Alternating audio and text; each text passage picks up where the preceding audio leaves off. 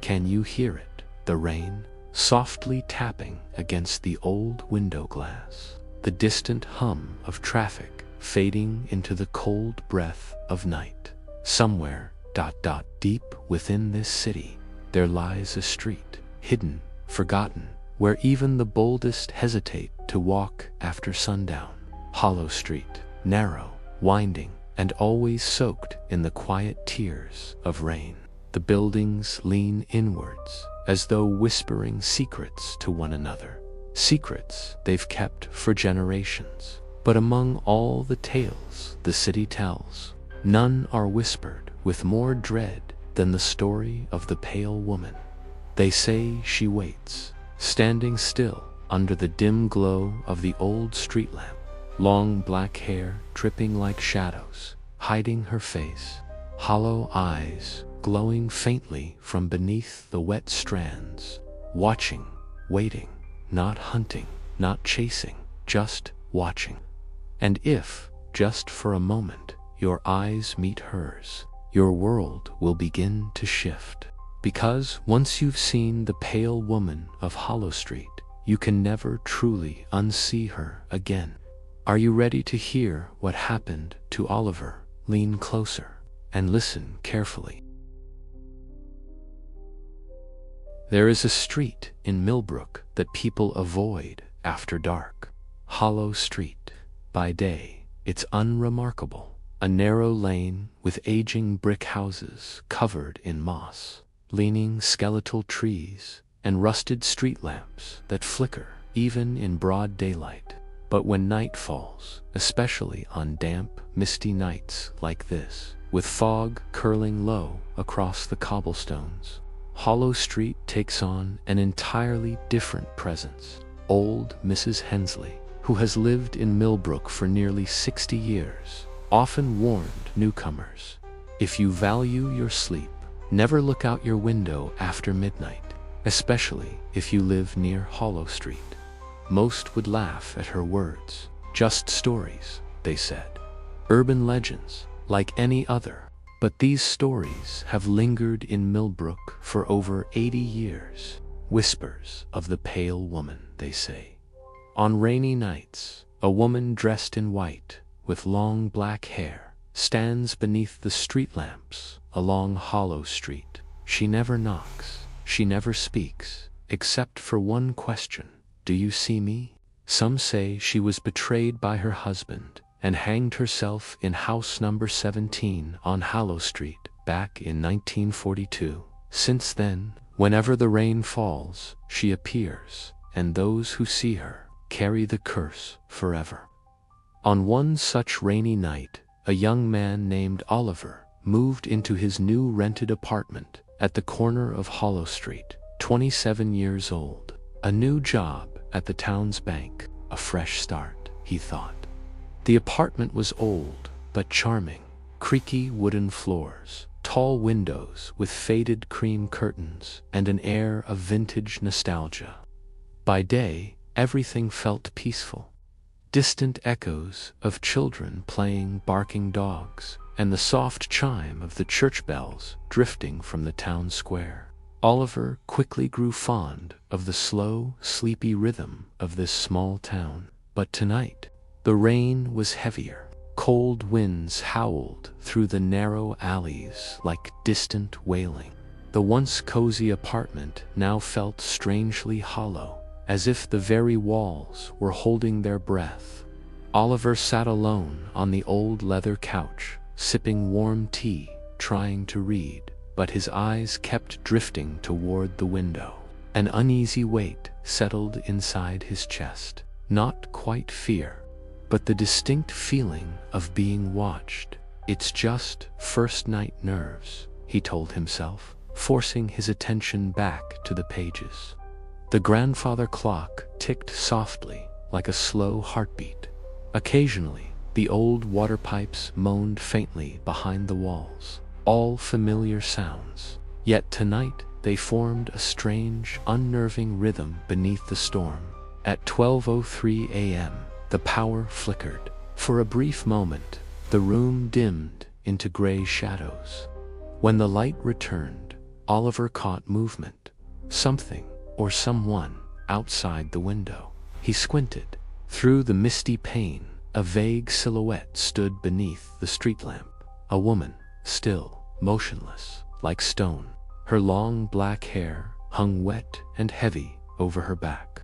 A thin white dress clung to her frail figure, rainwater dripping steadily to the ground. Oliver felt his heartbeat rise sharply. Who would stand out there in this weather, at this hour? Curious and uneasy, he pressed closer to the window, careful not to fog the glass with his breath. The woman remained perfectly still, her face lowered, with damp hair shielding her eyes. There was something deeply unsettling in her posture, an unnatural stiffness, cold, lifeless. Time seemed to stop. Only the steady rhythm of rain separated them. Oliver's hand trembled as he reached for his phone. But before he could unlock it, the woman slowly lifted her face, and her face was not that of the living, not disfigured, not gory, just raw. Pale like wax, drained of any warmth. Her eyes were black voids, endless and empty. Her lips did not move, but inside Oliver's head, a soft, chilling whisper echoed. "Do you see me?" The voice did not come from outside. It whispered directly inside his mind, light as a breath, yet sharp as an icy blade running down his spine. He stumbled backward, heart pounding, his breath quick and shallow. When he dared to look again, she was gone. The street lamp flickered once more, then died into darkness. Only the rain remained, whispering softly. Oliver didn't sleep that night, and as morning broke, Hollow Street looked as innocent as ever, bathed in soft sunlight, as though nothing had happened. But inside Oliver, something had changed. He had seen her, and the nightmare had only just begun. The days that followed were uneventful. Millbrook returned to its sleepy rhythm, as though nothing had disturbed its quiet pulse. Children rode their bicycles, elderly neighbors tended their tiny gardens, and the local bakery filled the morning air with the sweet aroma of fresh bread. But inside Oliver, a quiet dread brewed. He tried to convince himself that it had been a trick of the light, a fragment of imagination fueled by fatigue and unfamiliar surroundings. Yet every time he glanced toward the window, the memory of her pale face resurfaced, vivid and chilling. Her empty black eyes, her silent question, "Do you see me?" The voice still lingered faintly in his mind, like a cold whisper trapped beneath his skin. 3 nights later, the rain returned. This time, it was gentler, a soft, steady drizzle pattering against the glass. Oliver sat at his small wooden desk, attempting to focus on his work reports, but concentration eluded him. Every creak of the floorboards, every distant groan of the wind made his shoulders tense. The clock read 11:47 p.m. His apartment was dim, lit only by the warm yellow glow of a single desk lamp. The storm outside carried a strange rhythm, tapping softly against the old window like ghostly fingertips. A nervous knot tightened in Oliver's stomach. Was she out there again? He hadn't dared speak of the first encounter to anyone, not to his colleagues, not to his neighbors. What would he say? That a pale woman with hollow eyes spoke inside his head. No one would believe him. A sudden crack of thunder startled him. The lamp flickered momentarily before settling. Oliver exhaled shakily. It's fine, just the storm, nothing more. Yet something in the back of his mind whispered differently. As midnight approached, the atmosphere thickened, not with sound, but with an oppressive silence. Even the wind seemed to hold its breath. And then a faint knock, soft, delicate. His breath caught. The knock came again, not from the door, but from the window. Oliver's heart pounded. Slowly, as though guided by some unseen pull, he turned toward the glass. There she stood, closer this time, no longer beneath the street lamp, but directly outside his window. The rain traced slow, shimmering trails down her pale cheeks. Her hair clung to her face, revealing more of her features. A thin, sharp jawline, lips slightly parted, and those same bottomless black eyes. She didn't move, her head tilted just slightly, as if studying him, as if waiting. Oliver's throat tightened. He wanted to look away, to hide, to run, but found himself frozen.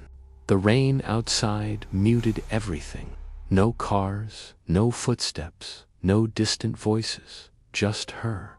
And then the whisper returned. "Do you see me? ... Now, softer, almost ...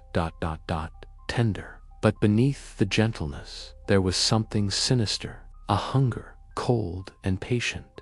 Oliver stumbled backward, bumping into the desk. Papers fluttered to the floor like frightened birds. "Leave me alone ... he managed to whisper, though his voice cracked. The woman didn't react. Her lips remained motionless. Only her eyes, those terrible, hollow eyes, seemed to drink him in. The room dimmed once more.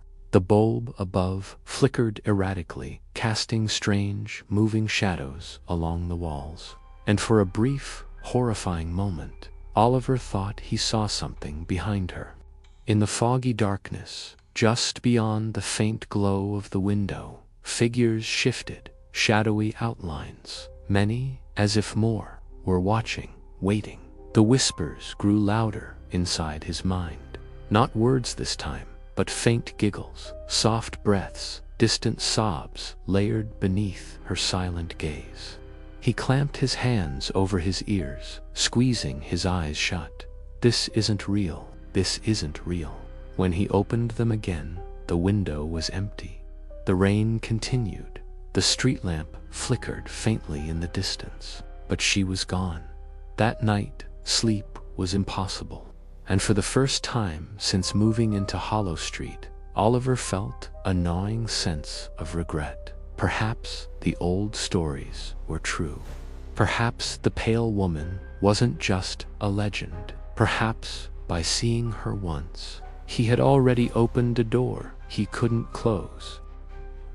Oliver couldn't shake her face from his mind. Every time he closed his eyes, it appeared.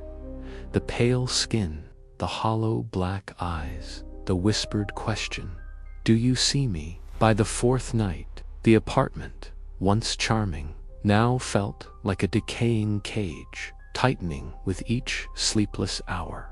His neighbors stayed polite but distant. No one spoke about Hollow Street after sunset. The silence weighed heavily on him. One rainy afternoon, unable to bear the growing dread any longer, Oliver went to Millbrook's small library, hoping for answers, or at least a rational explanation to cling to. The library smelled of old paper and damp wood. Tall shelves towered like quiet sentries, casting long shadows under the dim lights. Behind the counter sat Mrs. Whitaker, the elderly librarian. Her thin smile greeted him with a hint of curiosity. "Looking for something, dear?" she asked softly. Oliver hesitated, lowering his voice. "I've been hearing stories about Hollow Street, about the woman." The smile faded. Mrs. Whitaker's gaze shifted toward the rain-speckled windows, as if checking whether someone was listening. "The pale woman," she whispered, barely audible. Oliver nodded, his throat tight. "Is any of it true?" For a moment, she was silent. Then her voice dropped lower, fragile, like old parchment. Her name was Evelyn Harper. Mrs. Whitaker led Oliver to the far corner of the library, where dusty cabinets held fragile archives, forgotten pieces of Millbrook's darker past. With shaking hands, Oliver pulled open a drawer. Inside were yellowed newspaper clippings, brittle police reports, and faded black and white photographs. His fingertips trembled as he carefully unfolded one article. A photo of Evelyn stared back at him. Even in the faded image, something about her eyes unsettled him. The headline read, "Beloved local teacher found dead in apparent suicide, 1942. His chest tightened. Beneath the headline, details emerged. Evelyn Harper, adored by her students, praised for her gentle nature. But behind the cheerful public image, her private life was unraveling. Her husband, Richard Harper, was notorious for his gambling debts and violent outbursts. Oliver's eyes darted across the words. Domestic disputes. Multiple neighbors reported loud arguments, financial troubles, alleged affairs. Suddenly, the story was no longer a ghost tale. It was real. He read on, breath quickening. Body discovered hanging in their Hollow Street home after days missing. Police ruled suicide despite conflicting witness statements. Husband fled town shortly after funeral. Body never recovered. Oliver swallowed hard, his stomach twisting. The thought of Evelyn, vulnerable, betrayed, perhaps murdered, filled him with dread and pity and rage. He pictured her, standing in the cold rain, night after night, waiting under the flickering lamps, waiting for justice, waiting to be seen. Mrs. Whitaker broke the heavy silence. There were whispers, even then. Some say Richard staged the whole thing, but justice never came. Her voice dropped lower. Since that night, Evelyn never truly left Hollow Street. Oliver's heart pounded. And the sightings? He asked. Mrs. Whitaker nodded gravely. She returns during storms, always asking that question, "Do you see me?" Some say, if you answer her in your mind, even without speaking, if you acknowledge her presence, she binds herself to you. Oliver's hands trembled as he set down the papers. His throat was dry. The walls of the library suddenly felt too close, pressing in on him. "I've already seen her," he whispered, "twice." Mrs. Whitaker paled. "Then you must be extremely careful. Her presence grows stronger with every encounter. Once she knows you're aware, ... she draws nearer." Oliver stared at the faded photograph of Evelyn. He could almost feel her cold, rain-soaked presence behind him again. The flicker of her pale silhouette under the street lamp. Not a story, not an illusion, but real. And now she was watching. That night, back in his apartment, Oliver sat in complete darkness. No lights, no sound, just the steady rain against the window. He pulled the heavy curtains tightly closed, shutting out any glimpse of the street. But beyond the fabric, he could sense her, waiting, her hollow eyes just beyond the glass. The rain grew heavier that night. Sheets of water blurred the view outside. The street lamp beyond Oliver's window flickered weakly, like a dying ember. He hadn't turned on any lights since returning from the library. Somehow, darkness felt safer. Light invited attention, and Oliver no longer wanted to be seen. He sat motionless on the worn couch, clutching a cold cup of untouched tea. The silence was almost unbearable. Even the familiar creaks of the old apartment felt different tonight. Slower, heavier, as though the building itself were bracing against something unseen. And still, he felt her. Not outside this time, closer, somewhere inside. A faint pressure filled the air, like being watched through invisible eyes. The clock ticked past midnight. The temperature in the room dropped sharply.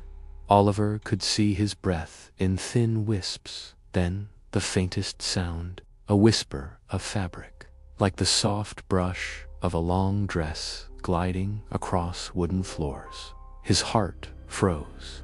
He slowly turned his head toward the dark hallway leading to the bedroom. There was nothing, but the sense of presence thickened, heavy, pulsing. A faint tapping began, the sound of fingertips gently trailing along the hallway wall. Tap, tap, tap, closer.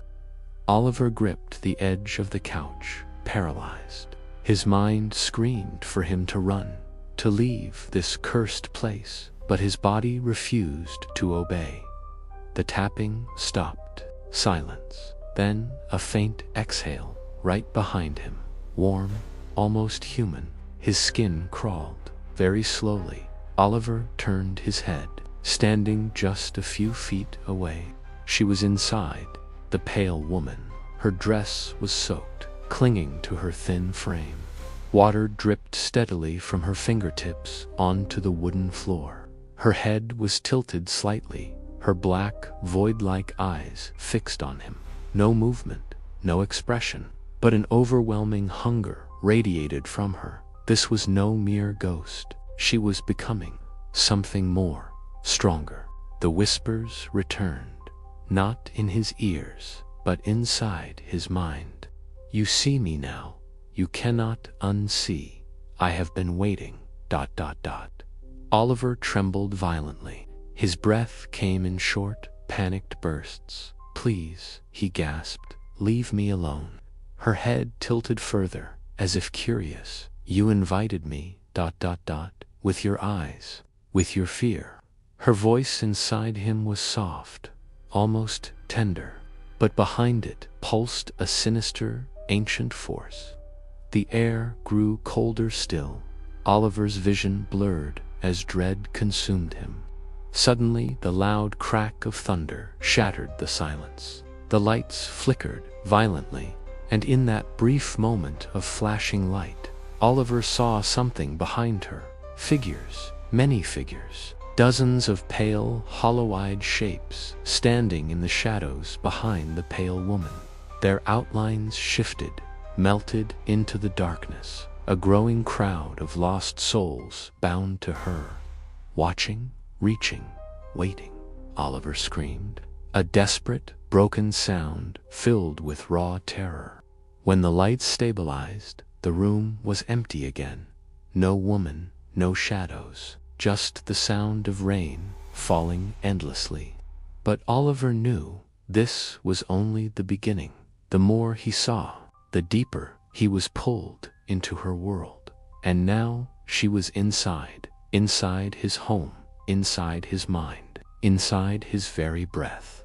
Oliver no longer felt safe anywhere. Daylight brought no comfort.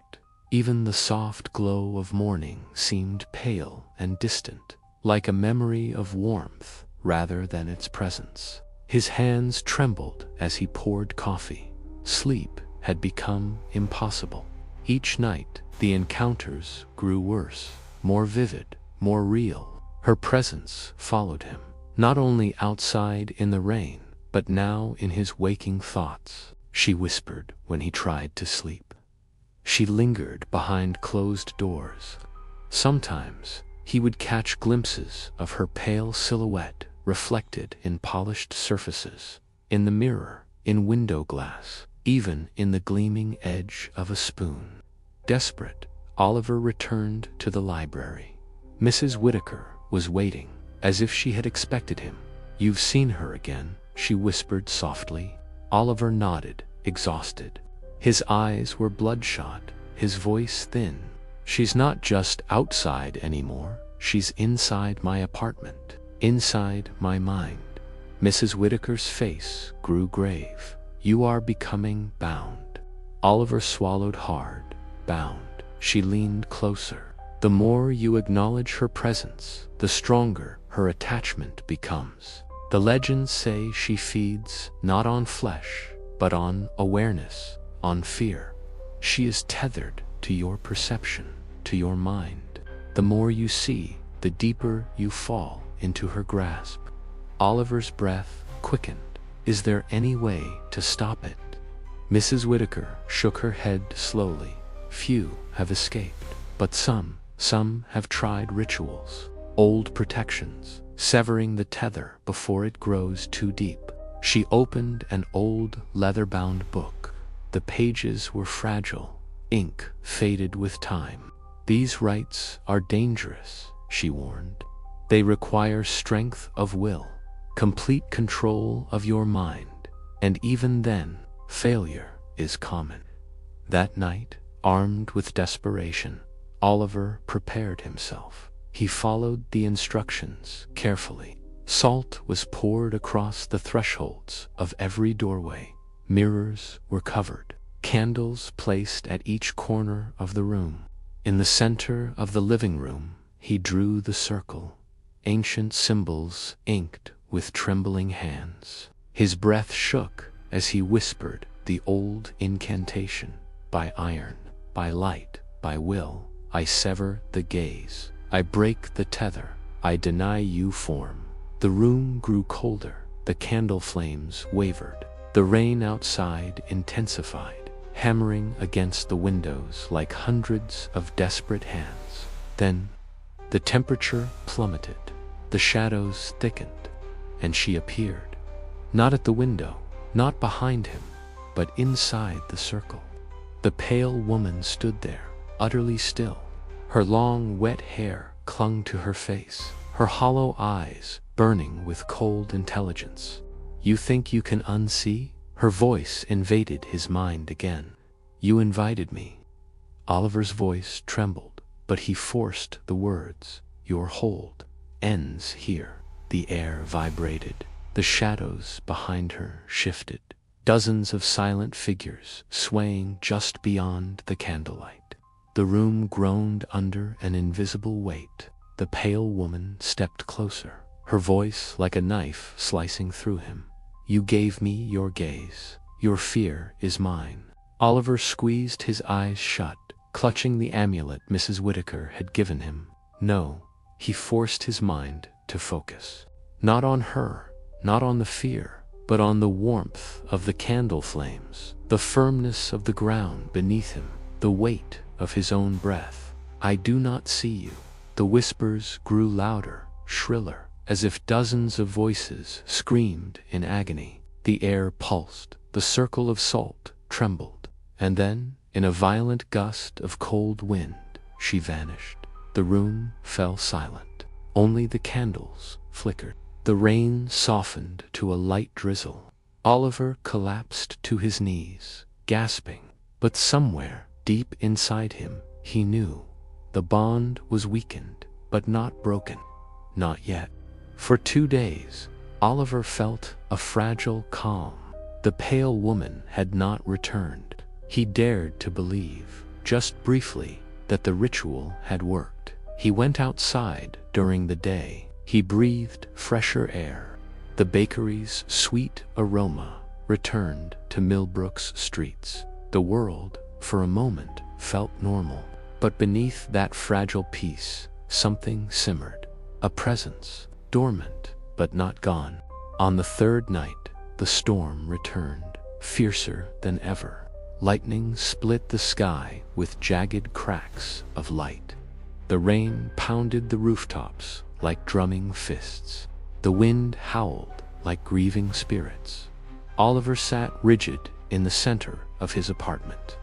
The candles were relit, the circle of salt carefully restored. But tonight, the air felt different, thicker, heavier, as if she was no longer outside knocking, but already inside, searching, waiting. A loud creak came from the kitchen, then another from the hallway. Oliver gripped the amulet tightly against his chest. His heartbeat was a deafening drum inside his head. The whispers returned, but they were not hers alone anymore. Multiple voices layered together, low, mournful, filled with hunger. You saw her, ... Now you see us, ... Join us, ... The voices bled into one another, becoming an overwhelming chorus of lost souls. Oliver's mind spun. From the corner of his eye, shadows moved along the edges of the room, dark, formless shapes sliding along the walls. He squeezed his eyes shut, but they remained, etched inside his mind like scars. The air chilled. His breath came out in mist, and then the knock. But this time, it wasn't soft. It was deliberate, hard. From within the apartment, Oliver turned slowly. The pale woman stood at the bedroom door, but she wasn't alone. Behind her, dozens of pale figures loomed, hollow-eyed, expressionless.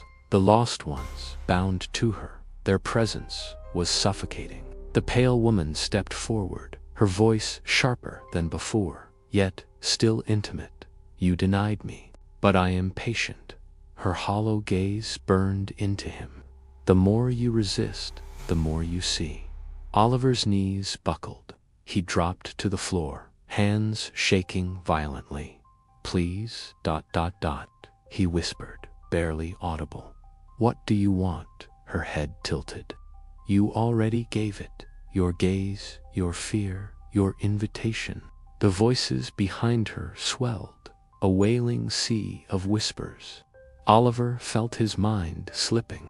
Reality bent around him. The walls of the apartment twisted unnaturally, as if the space itself was unraveling. The rain outside intensified, now sounding like thousands of tiny hands clawing at the windows. Then, a sudden shift. Mrs. Whitaker's words flashed through his mind. "She binds to your perception. Do not give her your gaze." Through sheer desperation, Oliver forced himself to look down, to break eye contact. "You are not real," he gasped. "You exist only if I allow you to." The air trembled. The whispers became shrieks. The lost ones writhed in place, their hollow eyes flickering. The pale woman froze, her form flickering like a broken image. "Do not turn away," she screamed inside his head.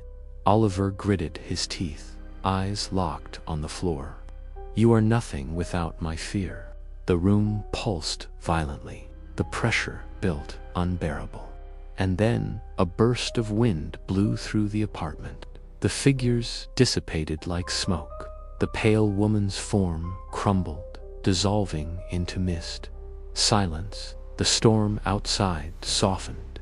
Oliver collapsed, drenched in sweat, trembling but alive. Yet deep within, he sensed it. The bond was damaged, but not severed. Her hunger remained, and she would return.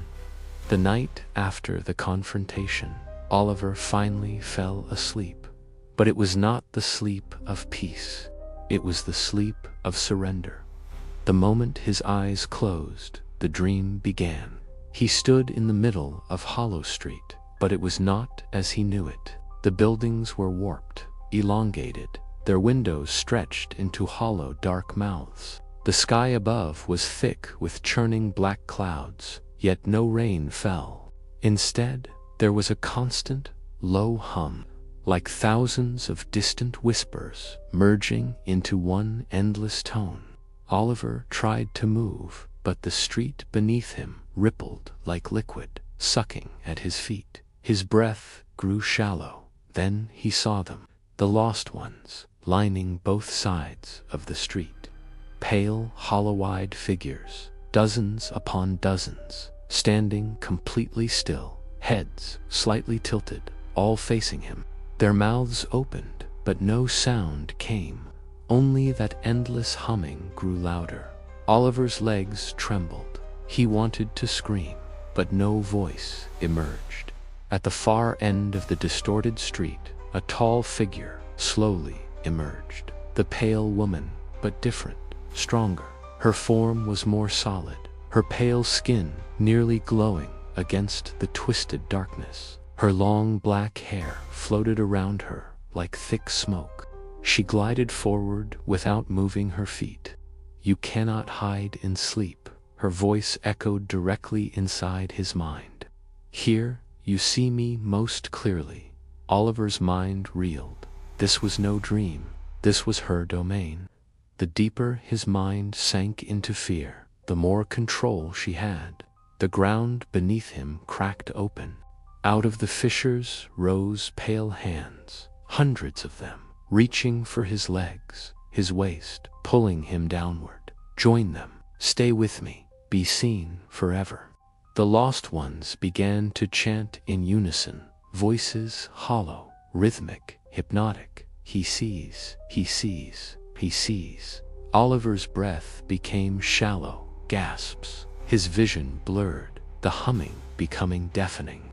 But somewhere, deep beneath the terror, a spark of defiance remained.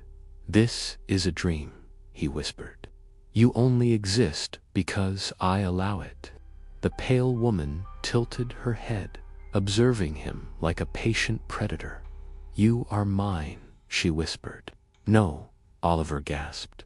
"You are nothing without my fear." The hands tightened their grip, pulling him further down into the dark pit opening beneath his feet. The lost ones leaned forward, eyes wide and unblinking. Oliver forced his mind to focus. "This is not real," he shouted. "You cannot take me." The chant faltered. The humming grew distorted, glitching like a broken machine. The pale woman's form flickered, her glowing skin dimming. With every ounce of strength, Oliver forced his eyes open. He awoke with a violent gasp. The apartment was silent. No rain, no storm, just a faint breeze whispering through a slightly opened window. But he knew the battle was not over. She was growing stronger, not through reality, but through his mind, through dreams, through the doorways of sleep, and the next time he might not awaken. Days blurred into nights. Nights dissolved into twisted dreams. Oliver could no longer tell when he was awake or asleep. The pale woman had found a new doorway, not through his eyes, not through the rain, but through his very mind. The walls of his apartment felt thinner now, as though reality itself was wearing away like old fabric. Each breath he took seemed heavier, as if the air thickened with her unseen presence. And then, on the 8th night, silence broke, not with a whisper, not with a knock, but with a deep, pulsing vibration beneath the floorboards. The building moaned like a wounded beast. Oliver sat upright, clutching his amulet tightly. A faint glow began to seep from the seams of the walls. Not light, but something. Alive. "It is time." Her voice returned, but this time it did not echo inside his mind. It filled the entire room, vibrating the air. "You have seen enough." The floor beneath him trembled. A thin black crack split across the wooden boards, widening slowly, revealing an endless void beneath. From the darkness, pale hands emerged once more. But this time, they weren't reaching for him. They were building, constructing something. Before his disbelieving eyes, a tall black doorway rose from the pit, twisting, shifting, breathing like a living thing. A door without a handle, a door without edges, just an infinite, swirling blackness within its frame. "Come inside," she whispered gently. "This is where the seeing ends, and the belonging begins." The apartment around him dissolved, pieces of reality peeling away like wet paper. Oliver stood before the doorway, paralyzed. The chanting returned. The lost ones gathered behind him, closer now, dozens of hollow-eyed souls whispering in unison.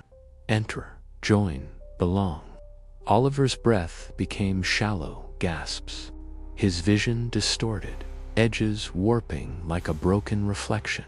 He could feel the pull of the doorway, not physical, but emotional. It offered something seductive, an end to the fear, an end to the isolation, a place to belong. No more running, no more terror, just ... surrender. "You do not have to fight anymore," the pale woman whispered. Her form materialized beside the doorway, almost beautiful now, her features softer, more human. Her eyes, though still hollow, gleamed with a strange warmth.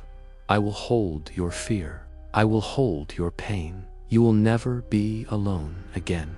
Oliver's knees weakened. Part of him, a desperate, exhausted part, longed to step through, to fall into the darkness and let it all end.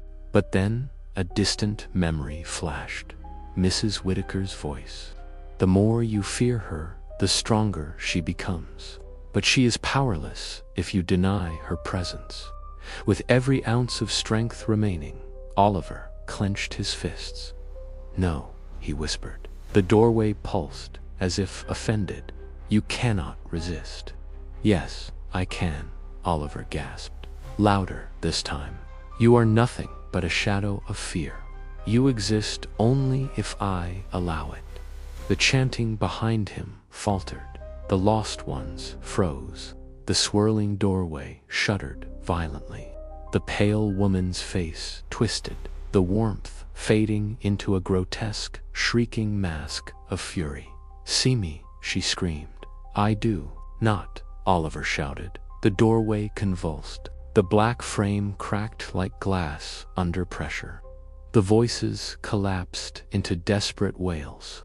A blinding burst of light erupted from the center, not white, but pure emptiness, like a hole punched through existence itself. And then silence.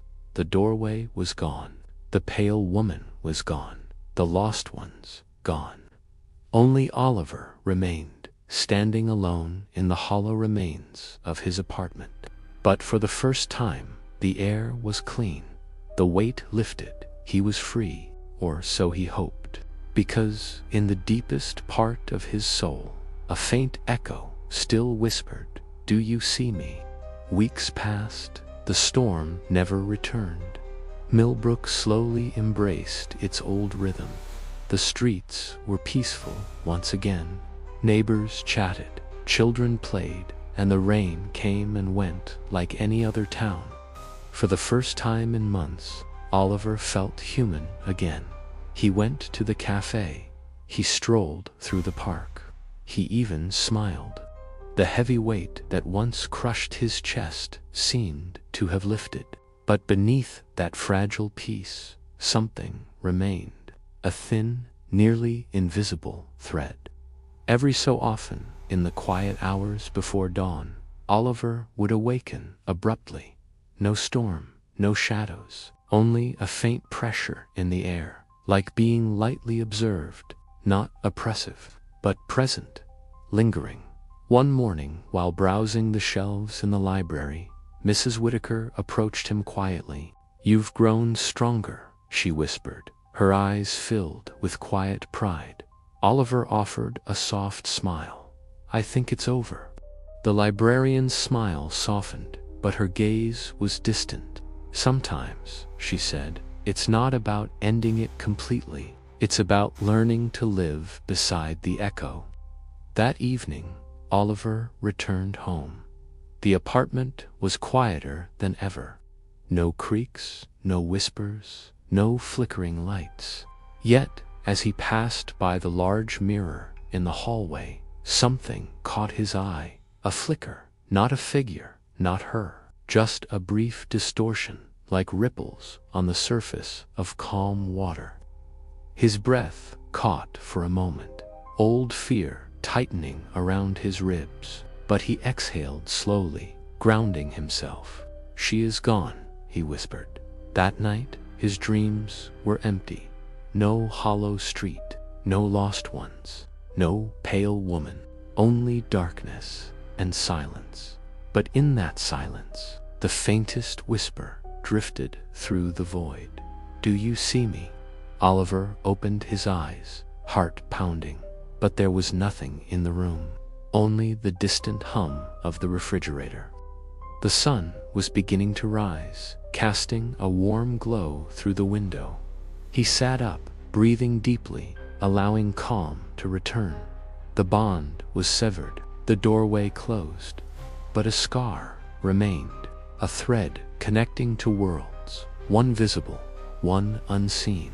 And though she was gone, her echo would forever linger, not because he feared her, but because he had seen her. And once you truly see something beyond the veil, you never completely forget. Months passed, the apartment remained quiet. Oliver lived his days like any ordinary person.